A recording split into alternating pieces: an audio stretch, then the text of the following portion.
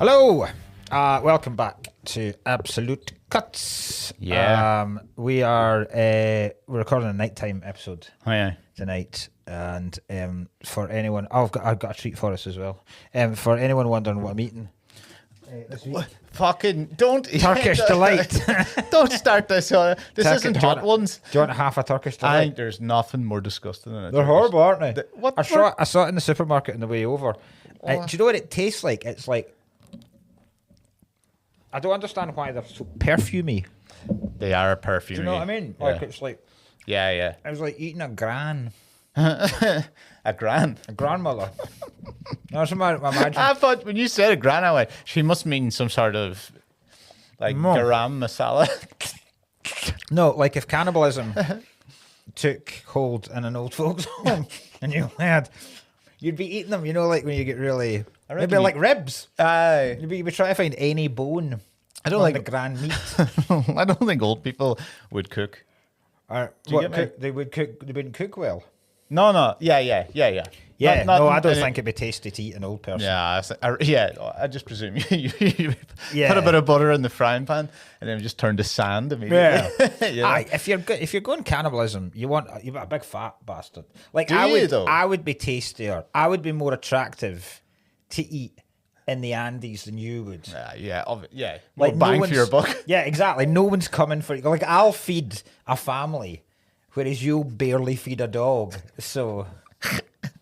I'll barely feed a dog. Yeah, you're the kind of person that you just throw the dog to get it to fatten the dog up so you can then eat the dog. That's what your use is for. That's fucking awful. Yeah, that's your role. That's your role in any Argentinian rugby team.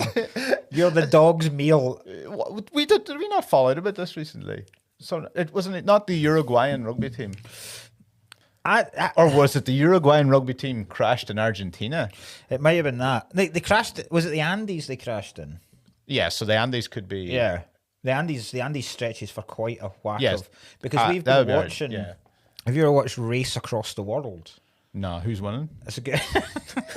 The Chinese. Relay race. Yeah, it's a cool show actually. There's this like normal like members of the public, and they get the challenge is, so the first series they have to go from London to Singapore. Yeah. And the series we're on just now, this is the second series, they have to go from Mexico City to Iowa or something like that. It's the most southerly city in the world. It's in Argentina. And they can't use flights. So that everything has to be done on the ground, right? So you use trains, very little trains in South America. I didn't know this. So it's mostly buses for them, buses, taxis, or no trains. So few trains. It's like Ireland then. Yeah. Very little. Really? Yeah, there's no trains in Donegal at all. Why? Well, I had one in the 50s, but it killed everyone. And it fell off the bridge, I think. Fuck off. And they just went, let's not redo this. Really? We're not about that life. So so if you go down to like Delphine, you could see out the left the old arches where the train used to go over the top. But there is no train station. The closest train station to us is Derry. All right, Londonderry. Yeah. Excuse me. Fucking excuse me. But yeah, so they get given the train what the airfare would cost. Yeah. So the airfare is something like 20,000 kilometers or something. Okay, like that. right. No, it can't be 20,000 kilometers. Maybe it is. I don't know. But so that's like $1,500. So they get $1,500 to find their way there. And it's ridiculous. But they have to work along the way. They have to pick up odd jobs and shit like that. Is it kind of like quality? Is it kind of like our college, them jailbreak kind of things? What would they have to keep like? You have people tracking them down. You have 24. No. So you have 24 hours to get as far away as possible. Right. But you're not allowed to spend a single cent. Oh no, they're allowed to spend. Aye. So I know a guy that got to Thailand. Fuck off. Yeah. How? He won easily. They like stow away or something? He went up to the airport and he blagged it.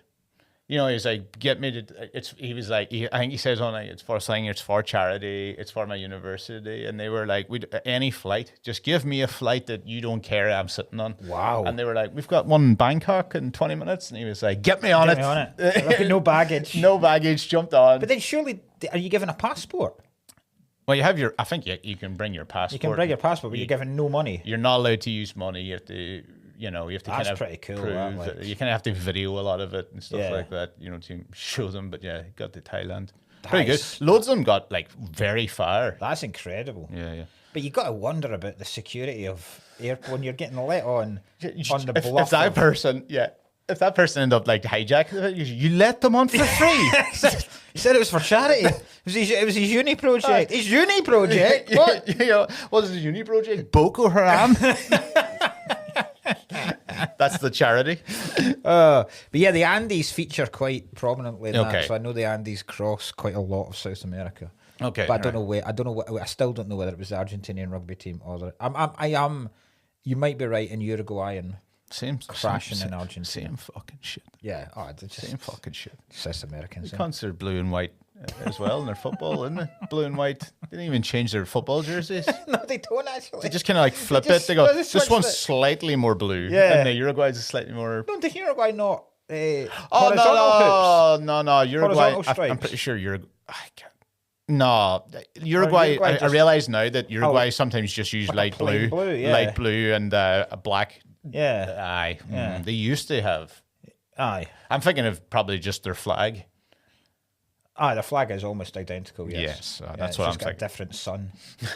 Aye. Oh yeah. It's one of those. Oh, I have another treat for us as well. Okay. Since our film this week is set in Belgium. Yes.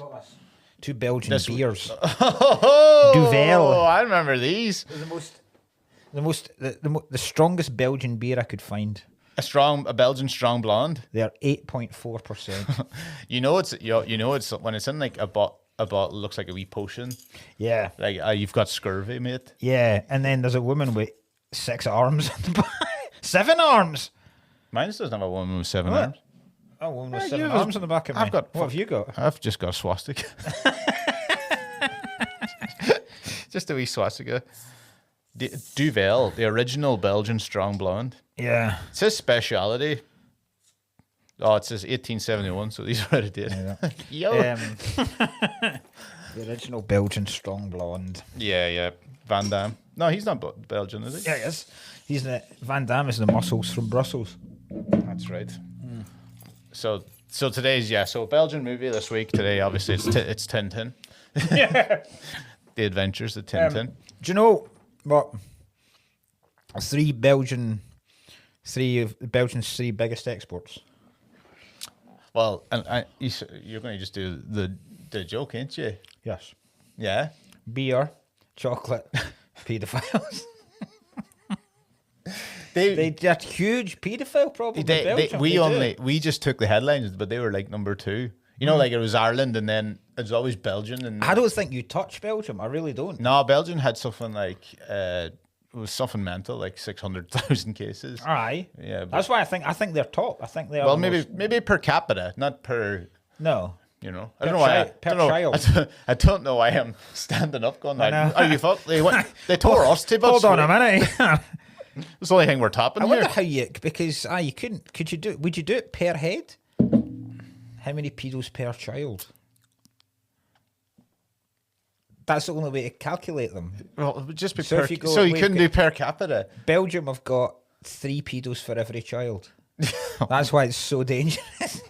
Like you literally can't escape them. Your best They hope just is that come at you in a pincer movement. immediately immediately the first gamble is you have to hope that your dad isn't one when you're born. And How then, unlucky that would and be. then you have a 33% chance of getting out of here undiddled. But yeah, that is that is one of their biggest exports. So pedophilia and chocolate. No, they don't. Chocolate, pedophiles. What else do Belgians do? Waffles. Waffles, yeah, that's true. A Belgian waffle. Waffles. Swiss do When you say that, though, a Belgian waffle, it sounds like, you know, you want to see the new video. No, Blue Waffle is what I'm thinking of, isn't it? What? Do you remember Blue Waffle? No. It was like one of those videos where it was like an infected vagina, like made people. What? When you were at school, you're like Blue Waffle. You would type in Blue Waffle, and it would be there's some picture of like a fucking infected vagina, and it made kids puke and all. I have no idea what you're talking I'm about. pretty sure it's called Blue Waffle. Yeah, I think that's where I have genuinely no idea what you're talking about. just like one of those one of those fads. I remember those kind of sites at school, like Yeah, Rotten.com. Yeah, We've yeah. talked about Rotten.com before. You would have had Blue Waffle. Would have been on Rotten.com. No. Must have been only an Irish thing. Have you ever been to Belgium? Aye, I've been a few times. I did a gig in Belgium last year. Did you? I did a gig in Brussels for all the consulates. Oof. Oof. For all the consulates? Yeah, loads of them. Like, they're all in suits. And Fucking you hell. can imagine. I had to do 40 minutes. That must have been awful. I fucking stank it out. Yeah. I stank it out. And They paid too much money for me to go over there and stink that out in front of Because all the idea I've got at them is, it's like, when you say consulates, I expect them all to be sitting there, you know, like in Bond films, where you've just got a massive round table and they've all got their nationality in front of them. And they've all got wee earpieces in, and whoever's the speaker is getting translated. So I've got you standing in the middle of that circle. Yeah. Doing your shit. Yeah. And it getting translated into Japanese for some fucking horrified dignitary. It is pretty much doing gig to like every like third person was from a different country. We had Uruguayans, Puerto Rico, fucking parts of Africa, just everything. Like, you're sitting there going like, are you guys a couple? And they're like, no, everyone here just works with each other from other parts of the world. You're like, all right, sweet.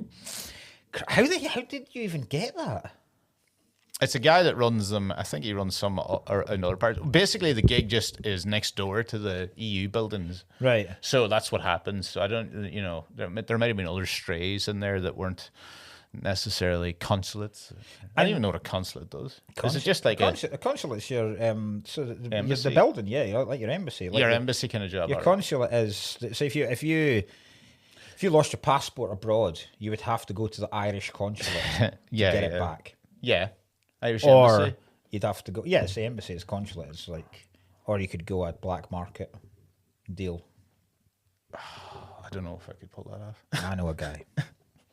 I know a guy in every country that could get you a fake passport. Every single country. Same dude. Even the smallest countries. I get you a Bermuda in 3 hours. Like that, I lost me. Lost it no out. I met the first ever Guatemalans I've ever met. I thought you meant like in general, the first ever Guatemalan. No, yeah.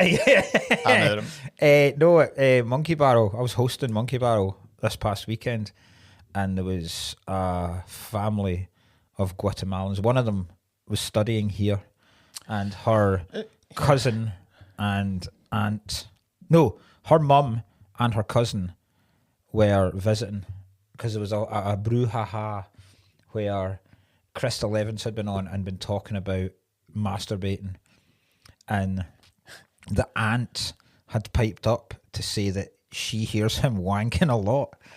So obviously I was like, well, this is all I am talking about for the rest of the night now. So tugging away. So the wee guy just beating the shit out of it.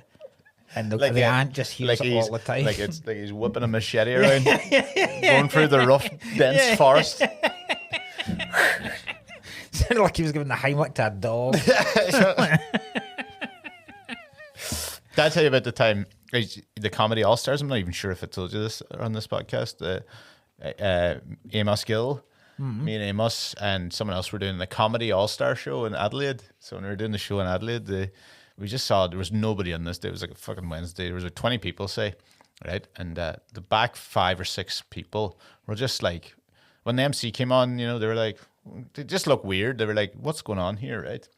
And then I went on, and they were just like, what the fuck's going on? I didn't know. I thought it was my material or something, right? Yeah. Then Amos goes on and starts going, like, doing a bit about how slavery's great, right? Jesus. And it's very funny, right? And they just went, oh, sorry, we have to leave. And we were like, oh God. And he goes, we realized we were at the wrong show. We were meant to be at the Aboriginal Comedy Allstar show. So, oh my God. So they came to an Aboriginal comedy show, and up popped me, the opening act, the whitest man in the country, going on like my fucking grand's dead, right? And then Amos comes on talking about how slavery is great. Oh, wonderful.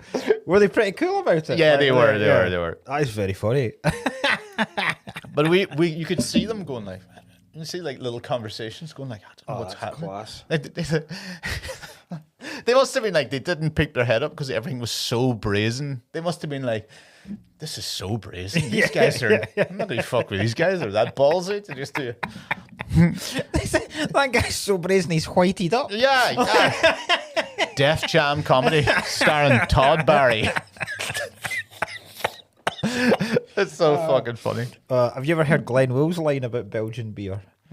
He's talking about being over doing gigs in Belgium, and have you ever heard like these Belgian beers that he would drink?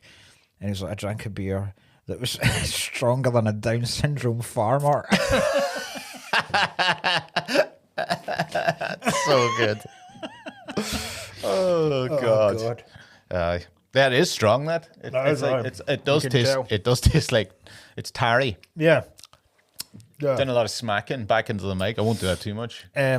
Did you see? Speaking of offensive language, did you see Andrew Tate's tweet? Because Scottish politics is blown up this week. Yeah. No, I put it in the group. Did you? Yeah. Tate saying Hamza Yusuf is a jobless retard. Like, that's it. That's literally it. You're like, what? Okay.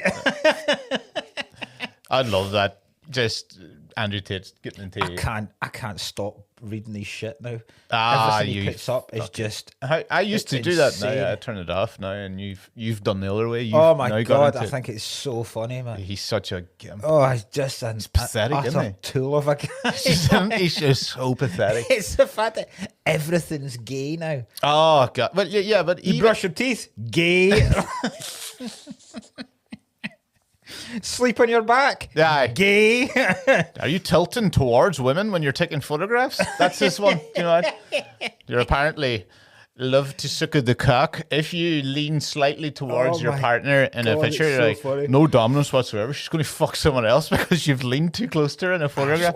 I'm like, how fucking... And clearly his dad did a right number on him. He keeps tweeting about his dad. Yeah. And it's all like, you know, my dad taught me strength because he used to beat me with a brick, and I'm like, no, you just got abused, and that's why you're acting like exactly. a psycho.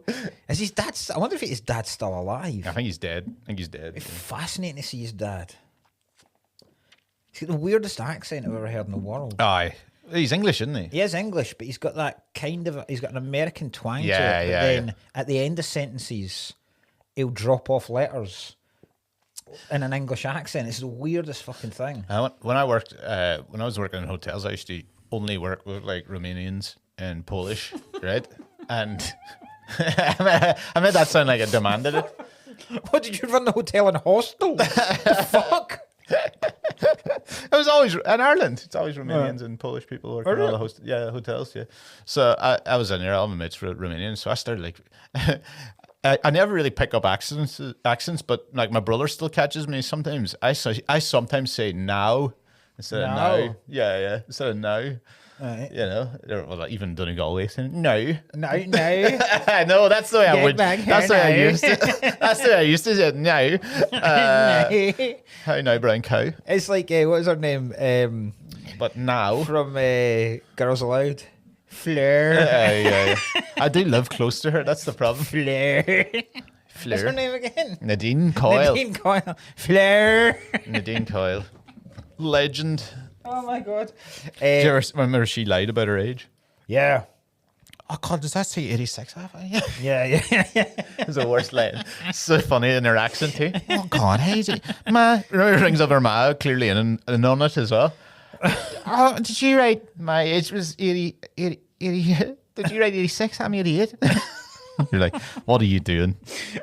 We kicked her head. It made her more famous, like, in fairness. Two things before we get to the film I want to ask about how's your Dungeons and Dragons things going? I forgot about that. They fucking in our WhatsApp group last night, Daniel Sloss brought up the idea of a lot of them getting together for a wee Dungeons and Dragons meet, and I find it the most pathetic thing. Well, you seen what I did. In the world. I was so mad at him. I was like, why would you put that into the group? I know. You DM me that. And then Yeah. you DM me that, and then you delete the DM after. But Sloss doesn't have any. He doesn't have any shame about it at all. Yeah, I do, and I was raging. And you should. I did get it, but right, so I did mess. That's why I was like straight off the bat. I was like, "You fucking idiot! Why are you Nelson?" It's just this Nelson scene. No, you stupid. I honestly, I think it's the thing I hate most about anything. Like I was thinking about it last night when I came off, and I was like, was I a bit too harsh there? I was like, no. I honestly hate it more than anything else. It's the one thing I do not understand. Yeah. I can get why, because I never used to understand it. I still don't really, to be honest. Like, because in fairness, I enjoyed that one game. But say like, when they start going like, "Oh, you'll like this game," and then I will look, and I'm like, no. If the lot of you said you'd suddenly got into slavery, I would find that more acceptable. Suddenly. If Daniel introduced me one day to a wee Filipino guy washing his feet, I would go, do you know what? This isn't as bad as the rolling the dice shit. Oh, God. That's great. He's like, you missed a nail. And then rolling the little 20. Anything above 18 and you get... I was making bird noises. Back tankle, back. If you had a slave, what would you make them do? What I make a slave do? That sounds like I'm going to get into sexual. But... A terrible question to ask. But what I would make them do? A lot of grouting. Jobs I just... Is this to fucking make yourself breathe? There's two wee holes. That's a standard. Wee bullet holes? Yeah, that's what everyone's got. I've never seen a hole in my armpit. Yeah, I've got one on the other side as well. Well, you'd hope they weren't just going, you just need it on the right. It's called super dry. That's the whole point of the make. Okay. Yeah, super dry. I'm always dry. Yeah. You will not find a moist part of my body while I'm wearing this gear. This is the jumper that person that you kept asking me where to get it. No, it's not. It is. It's the green one. It's the green Fisher one. Oh, is it? Are you sure? I'm fairly certain. What's this? It was better looking than that. Easy. I thought it was the green Fisher. Easy? It just says easy on it. I don't know. Where's that from? I really don't know. That's like you've got that at a fucking garden centre or some shit. Like that's no. This is a garden. That's no brand of any. This is a garden shop. This is an old man was gardening, and I stole it off their shovel. You know, it's hanging out. It's got warm. It just ran past. A naked pasty body. Whoop. We are going. Yeah, he's coming back. Get the hosing, trying to hose me down, running away. Do you know what I did? That's the last thing I want to tell you. What I did yesterday. On the radio show we had Michael Winsler from Police Academy. Yeah. Fucking hell, I was howling laughing. Yeah. Oh my god, like the talent. Because I was telling my brother about it beforehand. I know Michael Winsler is. Have you ever seen Police Academy? He's Jones in Police Academy. I've done a gig with him. Yeah, same. He's cool. He's sound. He's a proper sound guy. But he's a voice instrumentalist. Really, he's not that far removed from like a beatboxer. Really, he's like a Bobby McFerrin. Yes, and he can make sound. He can make the sound of any object, really, or thing, or human, like with his voice, and it's fucking incredible. Because we played a game where I had to try and do the sounds, and one of them was a car chase. Right, so I was just like, and I was all right at revving the car. Yeah, you're at the start of the car chase. And then as soon as you get to go, it's just somebody squealing. My God, the levels he was able to put on it was, he had the full starting up the car, but it sounded like a genuine, like Mustang engine getting revved, right? Yeah. He then did the ignition. He then took off, and he had a car chase where he was doing the sound of the car he was in. Yeah. Then he had a police siren, but he was able to do his voice so the police siren was coming from far away and getting closer. Then he had the cop yelling through the loudspeaker.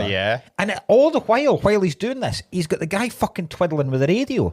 So he's doing like, and then every now and again, you know, like when you fuck about with the radio in Grand Theft Auto, and then it'll go to different, so like a country station, and then it'll go to a rap station. He was doing that. It honestly blew my mind. Wow, genuinely.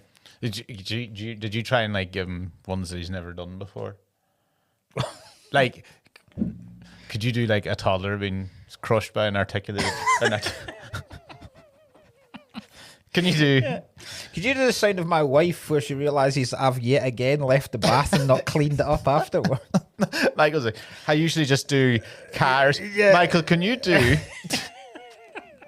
Can you do the cold dead slap from the back of my hand? Could you do the noise my neighbour made when he found out his wife dead at the bottom of the garden? Could you do the noise of the pilot? Don't say 9/11. I'm not saying 9/11. I was going to go with the German one. Oh God! But I got it. Yeah, I was going to go Germany. That one. Oh, amazing. Yeah. No, people are looking for 9/11 jokes now. Office. It's not happening. Could you do the sound of Hitler when he realised the war was over? Oh no. Oh, das ist bad. That's just, it'd be great if he's real bad at it. Oh no, such a pity. He can do everything perfect bar German. I haven't really worked out Germans. Oh, my Kopfenschlafen. Oh, Heidi. Is it Heidi Hitler?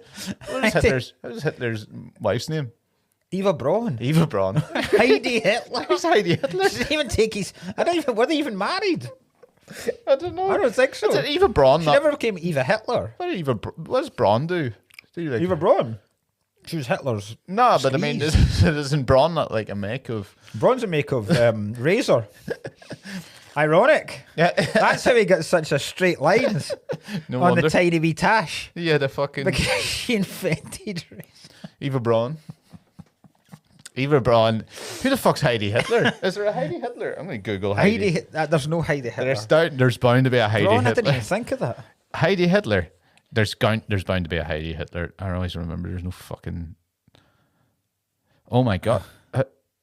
Hitler's daughter. It's called Heidi Hitler. No, it's a book by someone called Jackie French. Oh no, it just says Hitler's daughter. Right, that's a fictional book, Ryan.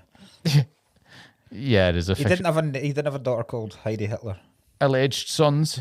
Here, some alleged sons. Stream Heidi Hitler. Hitler's character. Hitler's daughter. Character profile Heidi. No, this is. It's a character. Definitely a character. All right. Okay. But I'm fairly certain would have heard about Heidi Hitler before that. Oh, yeah. Look, there's a pile of things saying, did Hitler's daughter Heidi really exist? Ah. So, must be some sort of. But I didn't realise that about Eva Braun. I didn't realise Braun the Razors. It's definitely But her. now that actually does make a lot of sense. Yeah. Because you know how like obviously Hitler and Stalin, massive rivals. Yeah. And it now makes sense because you know who Stalin was going out with? Who? Natalia Gillette. Fucking knew it was going to be something fucking stupid. Sandra Beck. Sandra Beck. The only woman in Russia called Sandra. Sandra Beck. She had to invent fucking razors to hell, get through that that's coarse leg hair.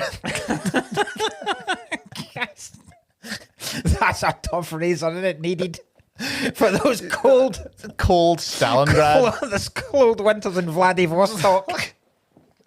Fuck's sake. Like axle grease cover yourself in. Do you know what I was thinking about today, actually, when I was, because I watched this I just bought this on Prime, this week's film. And there's a thing, right, where I think after like 100 or 150 episodes, we're going to need to branch it out to allow, because, well, I say that, it's not like we're going to run out of films, but we are missing out on quite a lot of films that will never be on DVD. Do you know what I mean? Like the Patterson Batman. I'm fairly certain we are never going to find that because no one will have bought it because nobody buys DVDs. Okay. So no one will have bought it and allowed enough time to pass for it to then go into a charity shop. And we're also missing out on all the films that Prime and Netflix make themselves. Yeah. So like an Uncut Gems we couldn't do. Yeah. Because that's on Netflix only. So we'll work it out. we need one to revise. We'll revise in a way after 100 maybe or 50 or something like that. Yeah. We can do something like you have one per every. Yeah, you got a wild card. You get a wild card. Yeah. Yeah. That's a good idea. Wild card. Yeah. The wild card can be like a studio made film or one from the past 10 years. Because I'd say 10 years a decent cut-off for... When did DVDs stop? I can't even remember the last DVD I bought, but it would have been over 10 years ago, definitely. Well, you bought that. Yes, I know, but like for my own collection. Yes. I don't think I've owned a DVD player for over 10 years. Yeah, definitely. yeah. I used to just use a PlayStation. Like. Aye. Can't do that anymore. Can't even do that anymore. Can't even fucking do that. Will a PS5 play a DVD? I presume. Wouldn't it? Laptops don't have a DVD player on them anymore. What's that about? I think that's That fucking shite. thing. The thing we record probably has a floppy disk in it. They were the shit. It's like one of those original computers. Yeah, You've just got to put two massive cards in at the same time. I love the way floppy disks were like, are you kidding? There's 1 gigabyte in this. You're never going to need anything else. Exactly. Yeah. Fucking, this video alone's 30, 40. It's fucking insane, isn't it? I was trying to explain this to the kids the other day. The fact that, because Seamus got a smartwatch, right? It's not like it's not like an Apple Watch or something like that, but he was calling it a smartwatch. But it's basically a watch where you can play games on it, and it's got an alarm and it's got a torch, and he thinks it's cool as fuck. But I was looking at the specs on this thing, and I was like, this fucking watch is more powerful than a PlayStation 2. This is insane. Like, utterly fucking incredible. Yeah. Are they still running out of the microchips?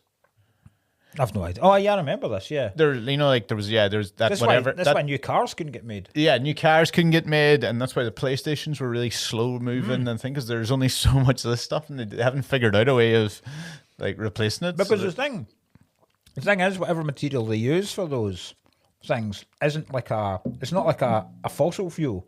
Yeah. There is a finite amount of it. Yeah. I suppose there's a finite amount of fossil fuels as well, but Yeah. Is there only so much coal Yeah. and oil in the earth? Yeah, I mean, like, stuff will get recreated and crushed and all, but yeah. So why not just You eating use fucking it? Turkish delight again? Yeah. There's a fucking finite amount of that. Why not? Why don't we just use up all the oil until it's all gone and then worry about global warming? What? I'm not saying use it up till a day and then the day after go, right, we need to get ahead of this. But what I'm saying is, if there is a finite amount in it, you know that there's a day when we're not going to be able to use fossil fuels anymore. Yeah. So, should we be that worried? That's just like the worst. I can't even. I'm just saying. You just think it. I personally Don't care. don't usually give a shit about global warming. I know it's a terrible thing to say. Okay. Right? I do you know what? And it's bizarre because I love recycling. I love the act of recycling. Yeah. And I love the whole thing. So I am actually I am covering my carbon ignorance by the amount I do. But at no point do I go, fuck, I'm really worried.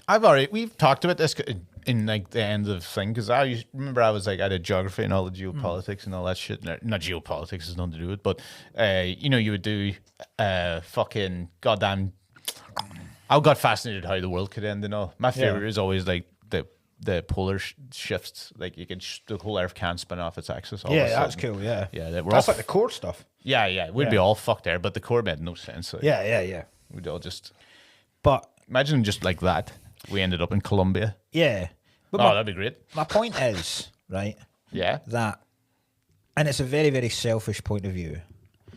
I know it won't hugely affect. It won't really affect us at all. Let's be honest, right? Yeah. Weather's a bit messed up, but Scotland is getting pretty decent days, right? Yeah. So it's not really going to affect. It's not going to really affect my kids either. You're fucking taking a right jump there. I don't think it will. Yeah, but you don't really don't- have anything I to... also don't really think it will affect my kids' kids, right? And by that point, that's now onto people that I will never meet, and I largely don't give a fuck. But like that doomsday clock is like pretty much at midnight now. At midnight. Yeah. What does that mean? It's just they try to make a clock to make it for simple people to be like, oh, so when it hits midnight, we're all dead. But what does it mean? Just means like we are at the We're at the absolute. end of it, near the start of a 'Cause there's a wee global guy. catastrophe. Yeah. But the one thing is, does that mean Australia have another 6 hours? 12. There was a wee guy in the front row when I was comping once, and he did climate stuff at uni. And I was asking him, how much longer do you reckon we've got? And he was like 5 years. I was like, I think that's... I reckon we'll get something shite. absolutely horrific, at the end of our lives, is what I would say. At the end of our lives? Yeah, I would say in the next 30 years. Right. End of More our lives. horrific than anything we've had before. Yeah. Yeah, massive global catastrophe. Right. More horrific than like... I mean, Yellowstone's about to blow as well. Is it? Yeah, it's due like any time now. And if that blows, and if it blows correctly, I mean, it blocks out the sun over here for about 4 years. And then that'll kill all food, and then we're in real trouble. We probably have some shit. And that's Yogi Bear, like, obliterated. Shut up. Shut up. Would you genuinely see if the end of the world happened? I'd love to be here for it, though. Right, but here's what always my thought about the end of the world. I've always thought, if it ends and every single person is in the same boat, I'm not bothered. Noah's Ark? I am not bothered in the slightest. Yeah. No one survives, I go, fair enough. I totally agree. I don't care. That's why I say I'd be classed to be here at the end. Yeah. Because you would be like, I'm here for it. That's I fine. feel sorry for my kids that they never got to grow up. I wouldn't. It'd certainly soften the blow for you. At least I can. This is like that thing we said, like, and I can't wait till we do Deep Impact. Oh, yeah. Deep Impact. But, like, that's our thing about when we said, like, recently that you could survive a tsunami by running at it. Yeah. Oh, yeah. I still... I want someone to prove to us that that's wrong. I want someone that's listening to this to show me evidence that I can't survive a tsunami. Just that's by swimming underwater. I know I'm saying, like, I remember that tsunami, like Boxing Day one, killed 250,000 people. So I presume maybe one or two of them had that idea. If you hit it where it's at like its absolute apex and dive right into the middle of it, yeah, and then come out the other side, yeah, like you know how like Moana manages to get away from the island. Well, you've just got to hit the wave at the exact point so that you surf right over it. See, here's the difference. That's not a tsunami, is it? That's a tidal wave. Yes, but what? Well, a okay, tsunami. There's going to have just all you need to do is up it a bit, right? Yeah. So if just treat it like a massive tidal wave. Okay, right. But a tsunami's backed up with another, like, a tidal wave's like will go away. Behind the tsunami will just keep coming. Yeah, but how far? Like a mile? Oh God, not a mile. Not even a mile. Like half a mile. I reckon I could swim half a mile underwater and then come out behind the tsunami. I'm fucking agreeing with you now. The more you talk about it, the more I'm now convincing myself if that the tsunami, right? You're here on the beach. Yeah, right? and you're sitting on the beach. The tsunami's coming, right? It goes up to its highest point. You dive into the middle of the tsunami, swim underwater for half a mile, then come up, and then you look back half a mile and you go, oh, there's a tsunami going on the beach now, but you're behind the tsunami, so you're fucking free. Yeah, but what's probably really going to happen is that the wave is gone there, the front part of the wave, but the rest of the wave will just... But there's only one wave. Yeah, that's a tidal wave, but it's not a tsunami. Tsunami's like such a hot body of water. You could have like a fucking 1,000 miles of water still coming. There's one tsunami. A tsunami hits, and then that's it. That's it's done. You just think it's just one wave. If you manage to get behind the tsunami, you're fine. That is what I fear. Yeah. I feel like that's where most of the damage is. If you get it past that front, that first wall, you're turning me into realistic. And I don't I'm also still always confused about people that were on the resorts in Thailand when it hit. Mm. If they jumped into the pool and just sat in the pool holding their breath, surely the tsunami just washes over them. I don't know, but I mean, do you know the most of the tsunami is just you're just cut in half in it. I know stuff gets like cars and telegraph poles and shit get put in the water, but if my knife block. If you manage to dodge them.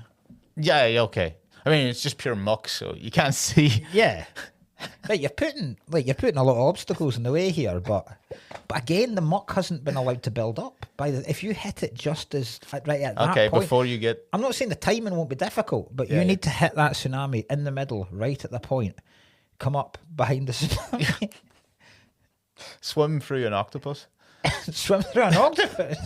You diving straight in, you hit the wrong part. I get in an ice cream van. I don't know why. What? Because it would have the little ringer, so like at the end, if they're trying to find you, you can put it on. So like, there's someone in an ice cream van, and people also naturally follow ice cream vans. So I feel like you could get lifted. All I'm saying is, I bet everyone that's in an ice cream van in Gaza's fine. Very surprised if they have ice cream fans in Gaza. Well, how else are they going to cheer up? Just call the Gaza split. Fuck's sake. Fuck's sake. Right. We should go to our We've done 40 minutes. Fuck off. We've done 40 minutes. 40 minutes and we haven't even We've covered a lot, though. Yeah. It doesn't matter because this is a film, in fairness, much like a comedy film. And Goodfellas. It is a good film and good where it's a real good one. It's hard to make jokes when they are making the jokes again. Yeah, it's hard to slag. You can't really, because the best things is slagging off films. Yeah. Whereas this one, we're just going to say good bits about it. Another one I did Martin McDonagh in college. Yeah, I was going to ask you about this. So I did a couple of electives, like electives. You get to choose them. Yeah. You know what electives are. I did film studies a few times, but I did Martin McDonagh. It was an English one, rather more like a Martin McDonagh thing, because he used to be a playwright. So I was going to ask you, because at that stage you did it. Had he made this? Yes. He made this and a short film. Yeah, just this and In Bruges at that stage. Aye. In Bruges and Six Shooter. I was like, so like you basically, I read like his 3 plays, right?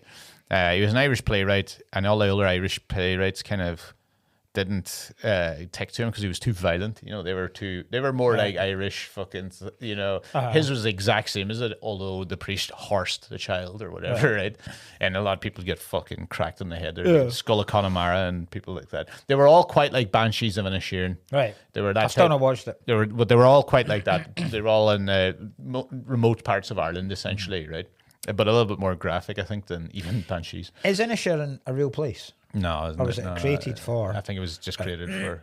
There's a load of... where it is. It's just off Galway, I think. Because Bruges isn't a real place. It's a fucking goddamn place. My whole family went there. I didn't go. Did they? I couldn't go because of this. Yeah, they're all fans. They were like, "Why not go Bruges?" And I was meant to go, but I can't remember what happened. I couldn't go at work, so I've never been. But the whole family is. And they say it's just exactly like the film, which is a good way. So I did Martin McDonagh. He did Six Shooter. I was so excited because he kind of got pissed off basically at Ireland. Is that the one on the train? Yeah, great. And then they were like, that won an Oscar, that train won, like one of the best short films or something. And they give him money for In Bruges and he smashed it out of the park. Yeah. I even like Seven Psychopaths. I love it. It was pretty good. Like, I know it's definitely his weakest. Yeah. But high standard. I didn't even realise I like it as a film, and I didn't realise he'd done it until I was looking him up for this. Oh, yeah, he did. So I knew he'd done Ebbing, Missouri. Yeah, I love that film. And obviously Inisherin. Yeah. I didn't know his other film. It's not huge. His brother does films too, right? Yeah. And his brother's kind of like a bad Paddy McDonagh. What? Paddy McDonagh. I don't know what his name is, but it's not Paddy. Paddy McDonagh. I feel like I know a Paddy McDonagh. No, I know a Joe McDonagh. Is it not Martin McDonagh? Yeah, it's Martin. Yeah. So the brother did The Guard in Calvary. Fuck, The Guard. Yeah, that's a Gleason film as well. Yeah. What's his name? James? Is it James?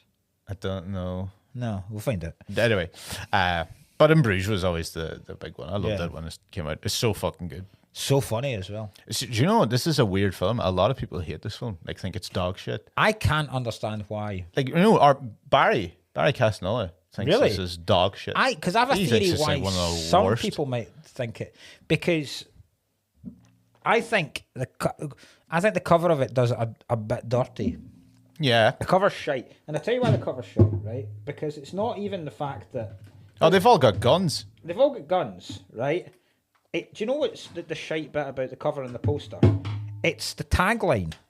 Shoot first, sight see you later.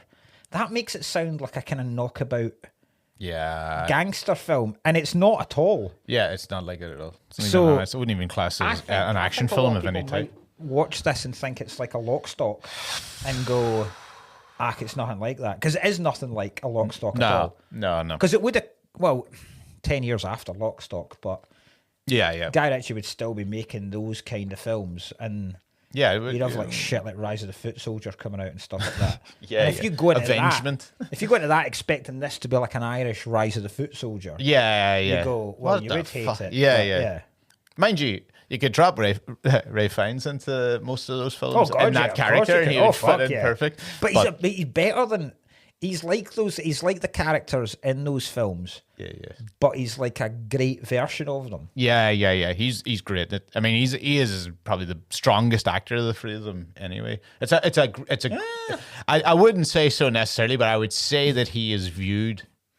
Oh, by the acting community. Yeah, I wouldn't necessarily say it, but he's done Colin Farrell gets a lot of stick too. I always stick up for Colin. Maybe I've always liked Farrell. The problem with Colin Farrell is he did so many real bad film choices once every while. Yeah. Alexander. Yeah. Fucking the Total Recall remake was pretty That was fucking dog shit. dog Have you ever shit. seen SWAT? No. Samuel Jackson in it. No. Eva Mendes. Is it Eva Mendes? No. Maybe not Eva Mendes, actually. What's his name? I think LL Cool J's in it. Great. It's like it was an American TV show called SWAT, like Specialist Weapons and Tactics. It's like a branch of the cops that are think like I remember. Marines. I know what a SWAT team is. Aye. You know fucking what a SWAT team- you fucking explain a SWAT team to me. I was like, is he going somewhere with Just this? saying. The police guys that have the little. I know what a SWAT team is. I've Guys on seen the right side any of the film law. ever. Right. Well, there was a film called SWAT. I think I do remember he was in a film called SWAT. I'm just trying to remember. Did I see it? I don't know. Did he punches a lot of women in his films? Does he? Yeah, intermission. First scene, he decks a woman right in the face when he's like in a chippy. You ever seen Intermission? It's an Irish film. Yeah, Irish kind of gangstery film. Decks one in this. Punches one in I think he has punches a woman in 3 films. He will do in if it's. I've not seen a Total Recall remake.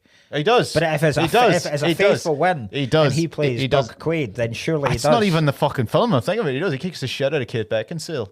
Does she play? Yeah. His pretend wife. Yeah. Well, yeah, he does. Then he does. Absolutely. Yeah. Yeah. Yeah. If it was Kate Beckinsale, I'd be like, oh, I think we can still make He this punches. work. Punches a woman in Alexander. Actually, he punches Cleopatra. He punches. Slaps her in the ass. Fuck's sake. Brendan Gleeson. Brilliant. He's always great. They're all 3 of them are fucking great. They're good. They're good. Them too. Obviously, he brought them back for Banshees and everything, but. It's a class. It's a very, very funny film. I did enjoy the pregnant woman. She's great. The ones the hostel. She's class. The Belgian girl. That Farrell Harry goes out Potter. with is class. Is she in Harry Potter? She's that's where I knew her from. Clement, the Oh, one it's that the goblet, the one she comes over from the goblet. Fucking Oh, she's coming over for the tournament. comes over for the one where Robert Pattinson gets shagged. Yeah. So yeah, Murdered. Yeah. Lean into them. He was murdered. I don't think the wee midget dude's a good actor. He's not. He wasn't great. But I mean, you can't pick and choosing. Just like, we need a midget. Can he do the job? Aye. They don't like midget, but I know that was a Bill Burr. I don't know what we're allowed to. Bill Burr. person Bill is- Burr was saying it was Bill Burr's bit that was saying midget's a great word, wasn't it? It was like Yeah. midget's strong, and Yeah. they were like, I think it's Dwarf. little. It's not But dwarf. no, but some people. But like, it's little there person. are some little people that prefer to be called a dwarf. Yeah, odd, wee lad, I don't think they like to be called odd. They definitely don't bit of think. an odd chap. In what way? Well, he's in half. That's so funny, that bit where the excitement in Farrell's face when he realises, because first of all he's excited by the fact that they're making a film. That's so And great. he's like, making a film with midgets. He said, "Fuck that." He's got his arms over the barrier. Oh, there's so many bits in this film that are like, so many bits that happen that pay off later on. Yeah, Like there's so many bits that are dangled, and then you go, like, because I've seen it twice before. The first time I watched it was just because I heard it was a class film. The second time was at Christmas, because it's technically a Christmas film. It's set at Christmas, not got much Christmassy stuff in it. Yeah. And then I watched it again for this. And I totally forgot that. So the bit where Brendan Gleeson goes to go up the tower, right? And then he's counting out the change. Yeah. And he's like, just try to get rid of my coins here. Right? Yeah. So he's going, right, 480, 490. And he's like, I feel like, he's like, would you accept 490? And then you get the proper officious security guard entrance dude going, entrance is $5. Yeah. And then he's like, €5. €5. Like, come on. Tavern, yeah. €5. And then he's like, you happy in your job? Very happy. And then what I didn't realise was then, so they make a big deal about him counting out the coins, and you go, right, it's for the gag where the guy's obviously a prick. But then it works at the end, because when he goes up the tower at the end to warn everyone down there, if he didn't have those coins, we wouldn't be able to. So he starts dropping the coins, and because he's got a shitload of them that he was trying to get rid of, he's just, and then that's. Do you think that would work? What, throwing yourself off a tower? The coins. The coins. Because if loads of coins come out, I'd just be like, great. So he's just going to land a load of kids and homeless people. Scramble! They're like, why? And they're just fucking smashed by Brendan Gleeson jumping off a fucking tower. Did you have that as kids at weddings? Suicide. No, scrambles. No. There's a thing in Scottish weddings where This will be good. you, at the end of, like, see when, it would normally happen when the bride, you know, there was like a tradition of bride and grooms getting in a car, and they would actually go to their honeymoon that night. Like, so the wedding would happen, the meal would happen, the speeches would happen, some dancing would happen, cake cutting. Then they would get in a car and they'd drive off. And normally they would then go to the airport. Yeah. Or go wherever. Like, that was them off on their honeymoon. And then the rest of the invited guests will go in and finish off the wedding party. Right? Yeah. At that part, now obviously that's an older thing, because even when I was younger, no one really goes on their fucking honeymoon the night of the wedding. So what would it normally happen when, like, say in our street when I was growing up, if there was a couple getting married, the guy, if he was staying in the house that night, before he left with his pals that morning to go to the wedding, there would be a thing called a scramble. And what he would do is him and, like, the best man and his ushers and shit, they would go into their pockets and they get a shitload of change and they just fucking launch it on the ground, and kids would go, hey, and they'd go and pick up all the change. You never had this, no? There's a wedding scramble. What the fuck are you talking about? Just fucking chucking coins and making kids fight over it. No, they don't fight over them because there's enough coins, but it very much like when you chuck... It's like the Joker when he breaks the pool cue. It just goes... No, when you chuck bread for birds and then all the birds go, hey. Well, believe it or not, I don't do that.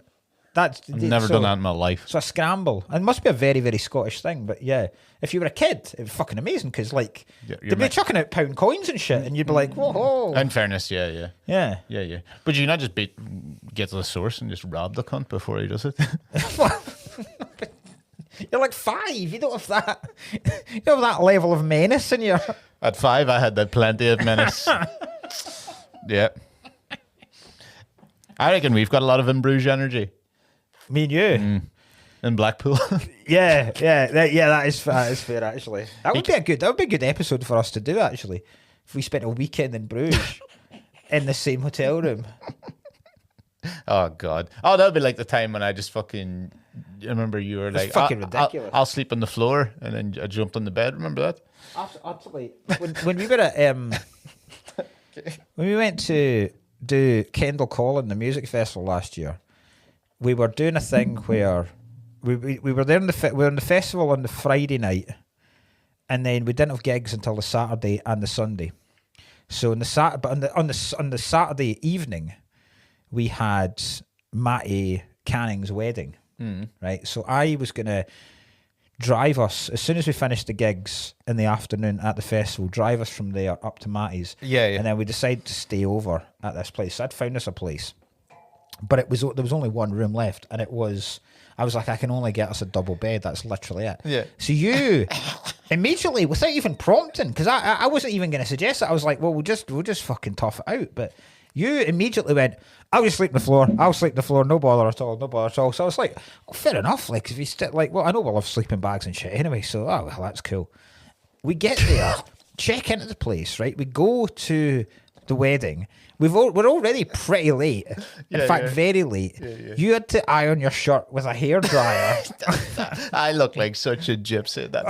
We looked like shit because we'd been at a festival the night before as well. We were utterly. We looked like pieces of dog. You looked much better than I did, though. Yes, obviously. I was trying to get the creases out with a hairdryer. And then because we couldn't get a taxi back, I was drinking, and when we got back. We got into the bit. We watched Fast and Furious 5 or something. No, it was one with the Rock. It was 7 or 8. It was it? Yeah, it was the torpedo one. Yeah. And then I was like, right, fucking, it's 3 a.m. Let's hit the hay, right? So I go into the bathroom to brush my teeth and do the toilet and stuff. I come back in. Cullen, fast asleep in the double bed. He just fucking launched himself in the double bed after the promise of the floor, and I was like, oh well, it looks like we are sleeping together tonight. I must have been fucked when I started sleeping before. I don't remember that at all. I was like, all right, that's so funny though. Then we shagged. Horrific. Then fuck that Guatemalan boy. Put him at a fucking. I think my favorite line, I think, in the thing is about I'll have and we'll have one gay beer from a gay friend. Yeah, there's a lot beer because I am normal. Yeah, there's a lot of dodgy language at this. Oh, it's because he keeps because he's inner city Dublin. Yeah, you know, so unfortunately there is a lot of. He just hates everyone about everything. Yeah. When he's in there, Mark McDonagh captures Irish people better than anyone. Yeah, like he captures genuine Irish people. Banshees Inisherin is another level better. He's got no filter. Farrell's character whatsoever. That's great. When the fat Americans come along, it's 2 sentences before he gets to calling them elephants. We're a bunch of fucking elephants. And then when the guy's chasing him, he goes, "Why don't you just leave it, fatty?" It's such a funny run because he's just kind of like staying out of. He's not going anywhere. Strafing. Yeah, he is just dodging rather than running away from the guy. If I grew up on a farm and was retarded, even that pays off. That pays off later on, because the reason they can't get when him and Fiennes go up to the tower, they say, "He said you were open until 7 o'clock." And it's like, we are open until 7 o'clock, but an American had a heart attack up there, so now we're not closed. It's just so funny. It's so funny because it's a funny double joke that an American actually did have a heart attack, because you think it's just that character, you know, and you know he's been a wanky, and even Brendan Gleeson's going, "Oh, you can't go up there, fuck you." That's so funny. But it's so funny then that a third time, the general film, like, no, they did have a heart attack. It's like a triple down. It's great. I think my favourite scene's the scene in the restaurant. I love that dude. He's a strong actor, and he's in a lot of Martin McDonagh stuff. Is he? Isn't he not? He's the guy that, you remember, he goes to shoot Christopher Walken in Seven Psychopaths. So he is. And goes, but then because I recognise him from what's the Kevin Spacey thing? Is that the same guy? I think it John is. Kelly. Is it John Kelly, House of Cards? Yeah, where he's like the. It might be. Yeah. No, he's like his special advisor. I thought it was the same dude. Is it not? Right, we're going to have to find this out. Because that guy's unbelievable. Yeah. That actor's brilliant. But I think this guy's good. I think they're different and look the same. Well, I definitely recognise this dude for something else. Yeah, well, I know him from Seven Psychopaths. I do know him from other things too. Just find that in. Because I think the other guy's name's something like Kelly, like John Kelly. Because this guy's got like an almost Eastern European name. Yes, yeah. So his name's Zelko Ivanek. You see, I think the other guy's something like Michael Kelly, John Kelly. Michael Kelly is the guy from House of Cards. Do you know what? He's not. You're right. Okay, different dude. I recognise this dude from that Damages show that I was talking about last week with Glenn Close in it. But he's in Seven Psychopaths as well. It's in Donnie Brasco as well. Look how close they look. Oh, yeah. They look exactly the same. Michael Kelly, I was right. It is that's insane. They look the exact same. That did run past me there now. So that's hilarious, because I was like, that guy's got some resume. But that scene, resume again. The scene in the restaurant, because it's so brilliant. Like, the whole scene is brilliant, because even like Farrell, even for being like an absolute half-wit in a lot of this, he's incredibly good with chatting her up. Yeah. The line when he goes, she goes, what do you do for a living? And he was like, I'll tell you at dinner tomorrow night. I'm like, oh, that's fucking... And then when she says, oh, what do you do for a living? He's like, I shoot people. Like, what kind of people do you shoot? It's like pretty much just priests and children. That's like fucking good game. But then when the guy... Because it's just the way it happens. He's such a funny way of... He's so good at acting as the whiny accent. He doesn't even say it. He just goes, fucking unbelievable. Yeah. And you can see Farrell going, I should probably leave this. And Gleason's already told me, for the love of Christ, don't draw any attention to yourself when you're out tonight. And he kind of bides on it for a while, and then he eventually looks off and he goes, what's fucking unbelievable? And then, smoke right in my and then when he does smoke him, he's like, oh yeah, is that what the Vietnamese would say? And the guy's like, what the fuck are you talking about, the Vietnamese? Well, I mean, there's no sense what and then he smacks him, and then he goes, that's for John Lennon, you cunt. Yankee cunt. You Yankee cunt. And then the woman comes at him with a bottle, and he just fucking nails her. Levels are right in the jaw. Oh my God. Yeah. And then he comes out and goes, I wouldn't hit women. Yeah. 2 seconds after decking a woman. Yeah. He goes, what's unbelievable? And remember that he just goes, he pauses when she just hit the fucking cunt. He's very good. It's it's so Dublin. Yeah. Like, it's very Dublin. Like, it's perfectly Dublin. You know, he pauses when he should just hit the cunt. Right, like, a lot of them just tend to kill themselves. Oh, Jesus. R2D fella. R2D2 fella, he's doing well. It's the fact that he goes... That's his line. That's it. Because he comes up to make the coffee and he can't think of anything else to say to her. So he says, midgets kill themselves, disproportionately kill themselves. But all he can mention is 2. Like, disproportionately. And he doesn't even know one of these, like, Hersh Villachet from Lost Island, Fantasy Island, and then one of the guys for Time Bandits. And he's like, I had another one. And he's like, not the R2D2 fella. He's still about. The R2D2 fella. Vern Troyer killed himself, didn't he? Did he? Did Vern Troyer? Because I can't remember if he did. You'd imagine. So was the guy for Fantasy Island, is he also Knick Knack and the man with the golden gun? You know... No, I'm thinking of Odd Job. No, Odd Job's big Oriental. Yeah, he's a serial killer, isn't he? Yeah. Odd Job's the guy with a hat. No, in real life. What? Odd Job is like killed like 3 people in real life, and the actor. Yeah. And it's the same actor played Random Task in Austin Powers. Yeah, Hersh Villachet. Herr Villachet. Sorry. Okay, right. He was in Fantasy Island, and he was Knick Knack. And Vern Troyer suspected suicide by alcohol intoxication. Ah. But I mean, alcohol intoxication is one beer.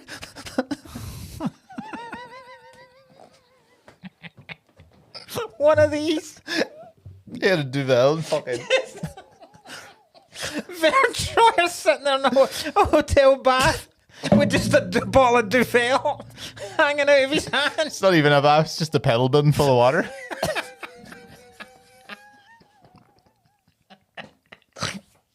I can't put. This is just a. Because you can't. Look, it does make. Because hanging must be out of the question. Why? Because they have thick necks? But they don't have enough weight to. Surely they just swing. I would say like a cobweb. So. Okay. What happened to the actor that he died of liver cancer? Okay, that's not a good start. The guy, so the dude in Knick Knack. Yeah. Personal life and death. He was right. Oh, I feel like I've just lied about who the fuck. Fuck me, man. This cunt's insane. Who? Knick Knack. That must be Knick Knack. Herr Villachet, right? Yeah. So, in the early morning hours of September the 4th, 1993, at his North Hollywood home, Villachet, aged 50, is good age. They don't normally last. Is believed to have first fired a shot through a sliding glass patio door to awaken his girlfriend before shooting himself. To wake her? Imagine being woken by a gunshot and then going... Do you know what I think is realistic? This is offensive, right? But, like, You know the way like some people call them jelly heads.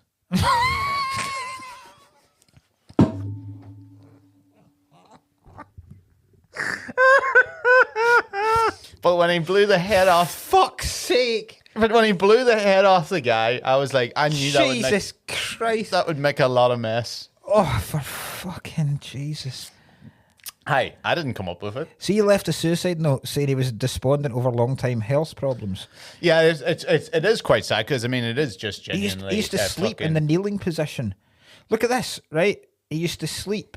According to his girlfriend, Villachez often slept in a kneeling position so he could breathe more easily. Oh, you see, and it allowed her to rest her feet on him. That's you fucking got me there. I was sitting there going.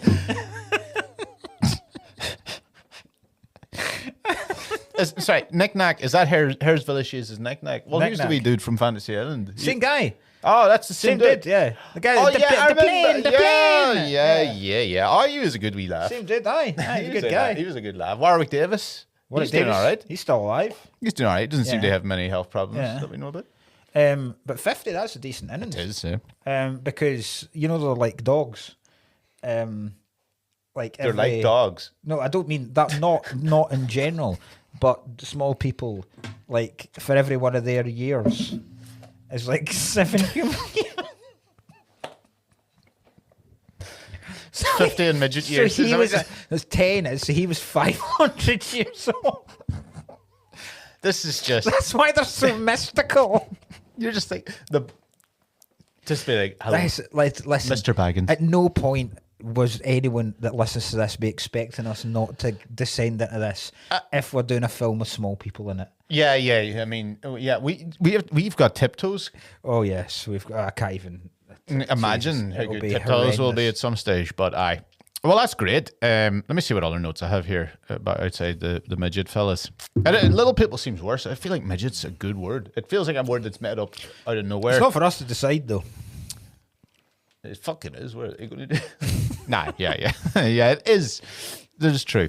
Yeah, I've got written here.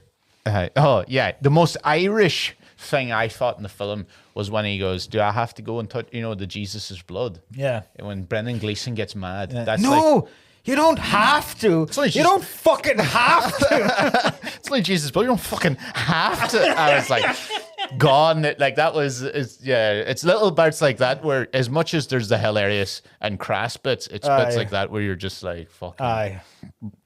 Aye. There's some incredible lines in it.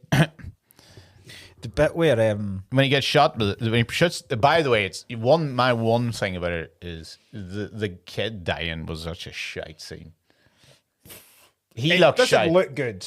It doesn't look good. Like it was good everything up until that. He shoots that fucking priest. I don't even recognize that cunt too. I so did I. I was like, it looks like he's one of those guys that's not Gabriel Byrne. Yeah. or Stephen Rea. He's First of all, why do you think he shot? Because that's for a first. Because that's his first ever assassination.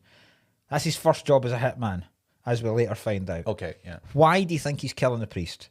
Now, the obvious thing is obviously like certain scandals with the church. I don't think so because he said Harry. Yeah. Since there's a guard, so Harry, why would a gangster be involved? So I think it must be money related. It must be something to do with Harry. The church has needed some kind of money. Yeah, Harry's lent him on the proviso that. Yeah. And then this guy's hid behind the cloth. Yeah. To not pay Harry back, and that's why he's gone. Well, do the guy. Yeah. But I do agree.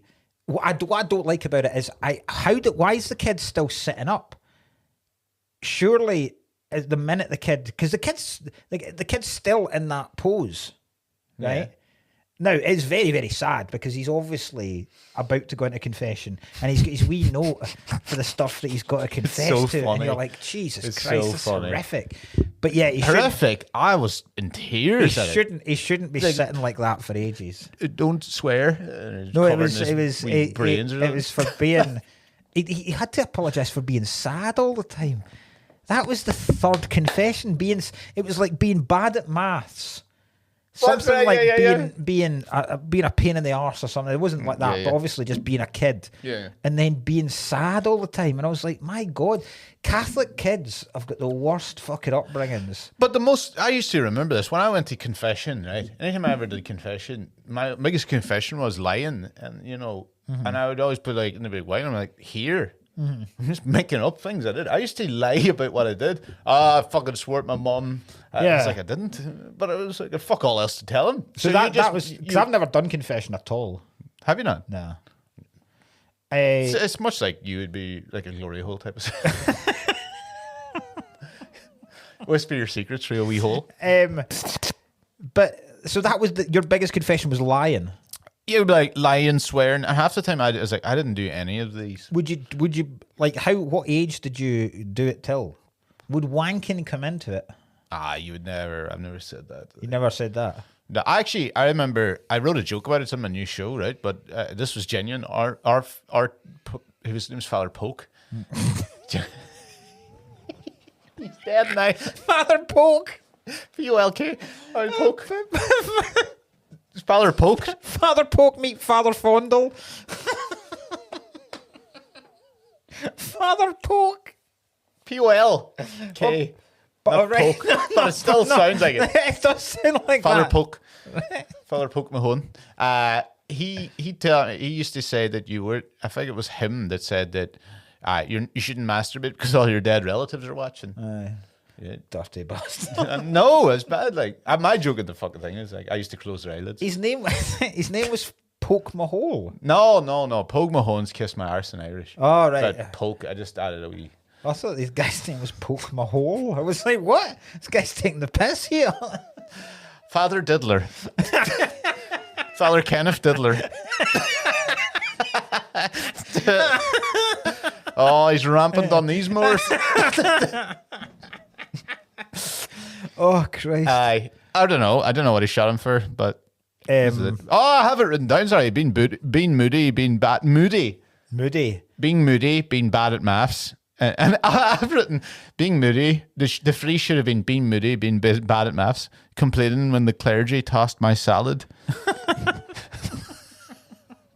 Like I'm in the 2004 Asian Indian earthquake. Jesus, what was that written? Do you know we should have had?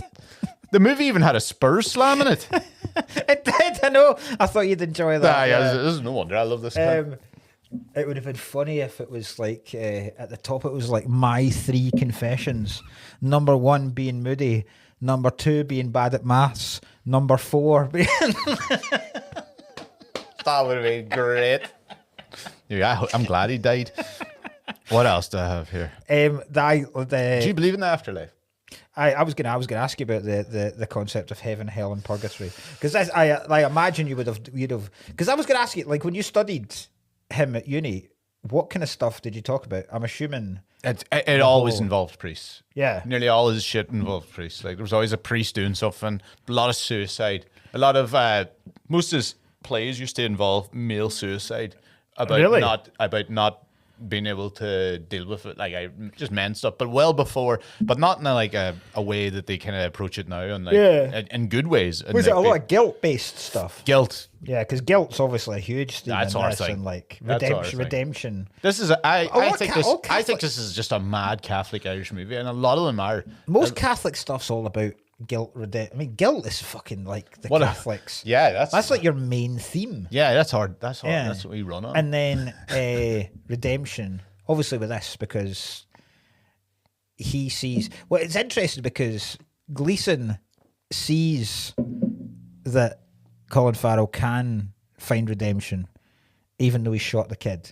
He thinks he deserves a chance to become a better person and to make up for the fact that he's done this. Whereas Harry has got such like a strict moral code. Yeah. Where he's like that. The minute you kill a kid, that's it. Yeah. And you go, if I killed a kid, I would shoot myself immediately. And that's why at the end, when he's shot the small person, Jimmy, he then goes, he doesn't even hesitate. He just goes, well, that's that then. And then just fucking blows his own head off. Man's got to have his principles. Yeah, it is, yeah. Which you kind of go, I quite like honouring thieves kind of thing. Yeah. Because It adds stature to everything he also has done beforehand. Why he has to come out there, why he has to. The guy's clearly a psychopath. Yeah. And like a genuine psychopath. Bizarre. But he obviously loves. He's obviously like a huge family dude as well. Yeah. And he doesn't come across as a gangster when he's in his house. But he has got such a strong moral code that he goes. Yeah, he's telling his wife, I can't bring the boys. It's great. And you can't bring the boys, and it's like, why you got to go over it? Why you got to go to Bruges? It's a matter of honour. He tells the kids it's a matter of honour. Yeah. And then she goes, is it going to be violent? And he goes, well, of course, it's a matter of honour. Of course it's going to be fucking violent. It's so great. You're an inanimate fucking object. He's so good. I just have. I wonder if Colin Farrell smacks a woman in the Dumbo movie. Apparently, he's in the Dumbo movie. But anyway, there's my main thing. The midget, Jimmy was it? You keep calling him the midget fella. Jimmy was kissing the prostitute. Who does that? Yeah, I thought most prostitutes. Well, I'm only getting this from Pretty Women, but I thought prostitutes had a no kissing in the mouth rule. Maybe not in Bruges. Nah, it's very, very funny. Yeah. When that whole scene's fucking funny as well. When Farrell comes in, kissing her too, but like, what else are you going to do with her? Like, if that fucking upstairs and strip the bed together. Imagine holding hands. Imagine getting a prostitute and holding hands with her home. Oh, God. That's what I'm saying. Oh, Jesus. When Farrell comes in and Brendan Gleeson. So Brendan Gleeson, because he's obviously now been told, which is a wonderful way that Fiennes does it.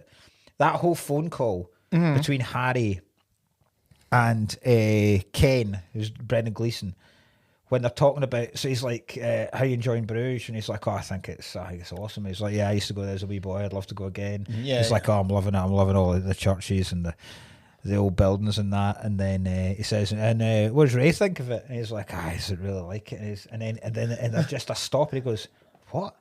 So what do you mean he doesn't like it? He's like, there's swan. And he was like, oh, it's just not really his thing. And he was like, what?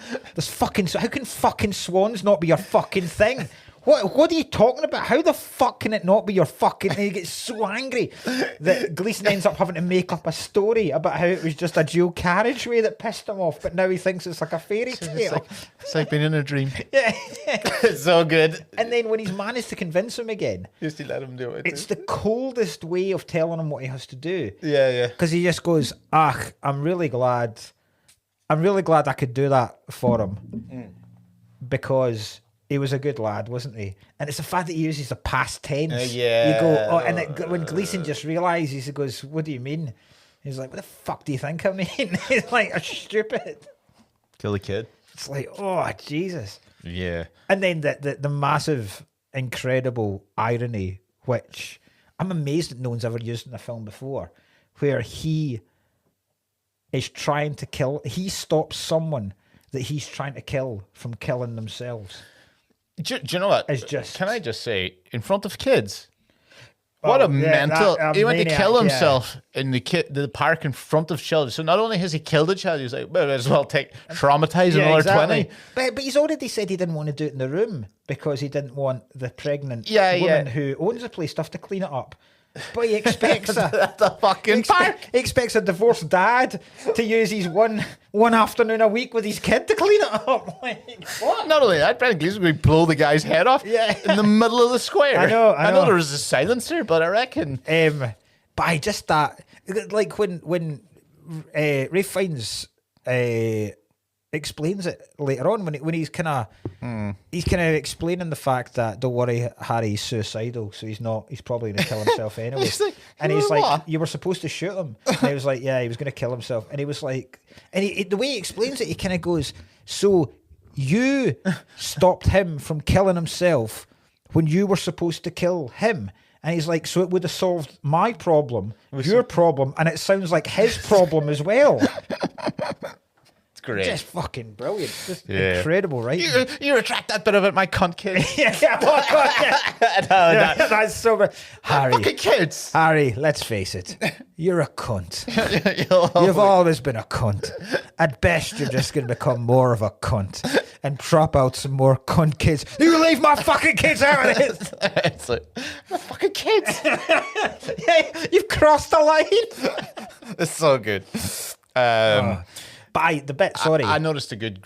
Sorry, you'd say it back. Go ahead. The bit where they're in. So after he's been told after the realization that he now has to kill Farrell, and he's getting tanked at the bar, and then he just every single bit of it's just perfect. When he says to the Belgian bartender, he's like, another one, and the guy just looks and goes, I'm sorry, have you got a problem? And he was like, 4 beers in 20 minutes. Yeah. And then, so he's getting pissed. He just goes, fuck off. Farrell comes in off his tits and he says, how was your night? And he's like, well, I beat up a couple in a restaurant. Then the girl I was seeing tried to rob me. I had to blind this gay wee fella. He tried to get me with blanks.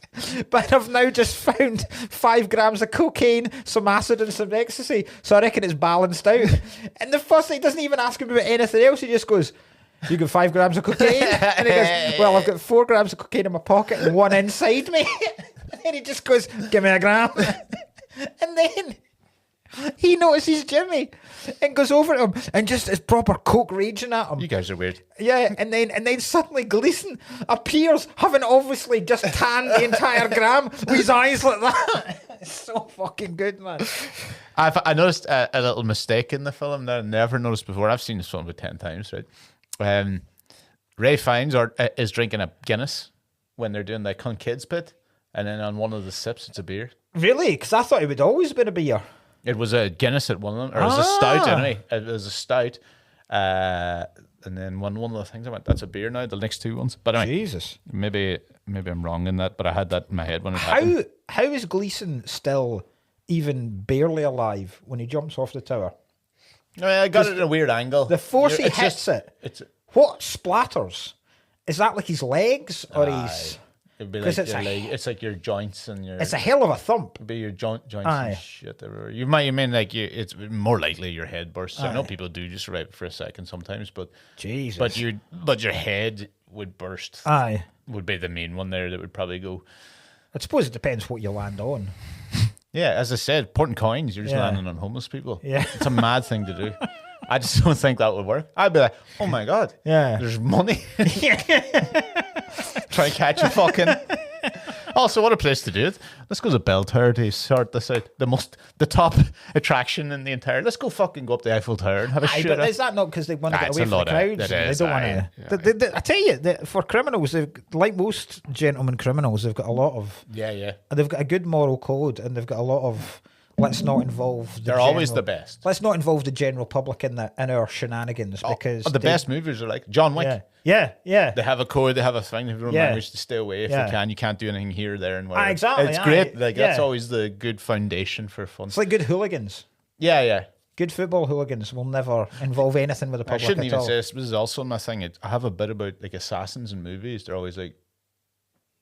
No women, no kids, and I'm like, that is a niche market you would clean up on if you only did women and kids. Yeah. Imagine being the only child hitman. Fucking hell. What a speciality to have. I've written half of the bit. Well, you'd wonder how many jobs would come up, though. He's like, I asked no questions. That was my thing, right? So that they were just like, he stole my lunch money. I go, I think grenading. I'll take him out. Blow his head off. You know those little pedal cars, the little red and the yellow kind of, little fucking thing. I'd fucking sniper through one of them.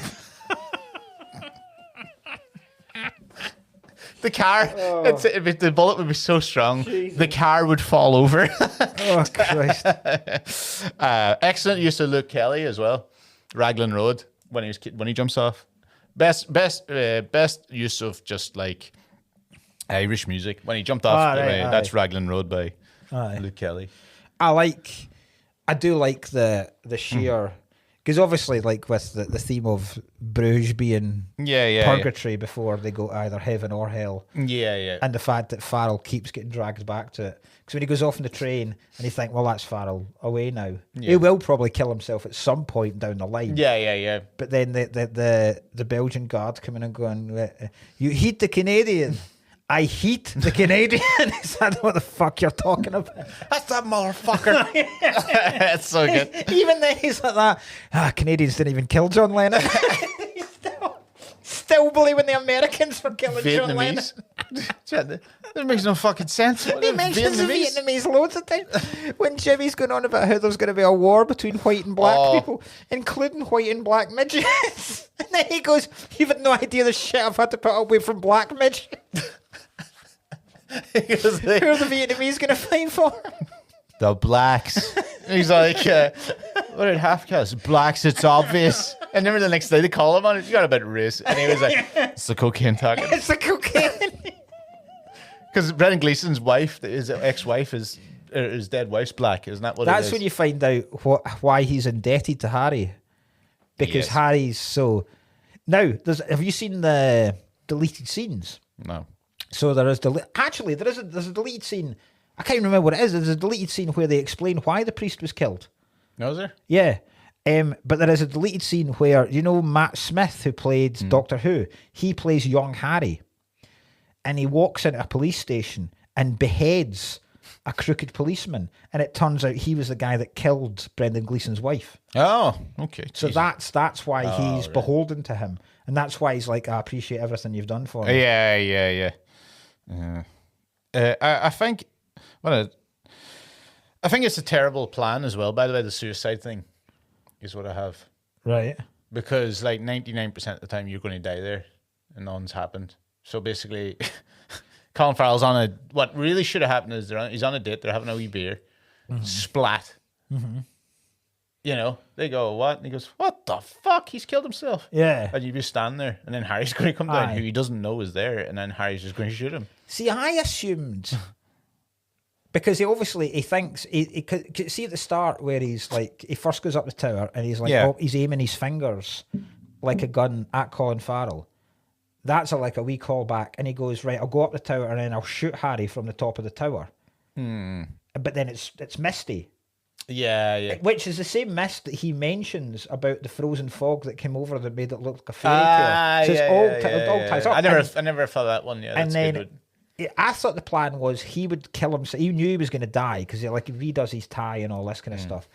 I thought that was merely a distraction, so that by the time Harry got down, I think you know what I do get it. I don't think he was trying to give him his gun because the gun's fucked. The gun's got the springs coming out of it and everything. Gonna die now. Yeah. Yeah. He does.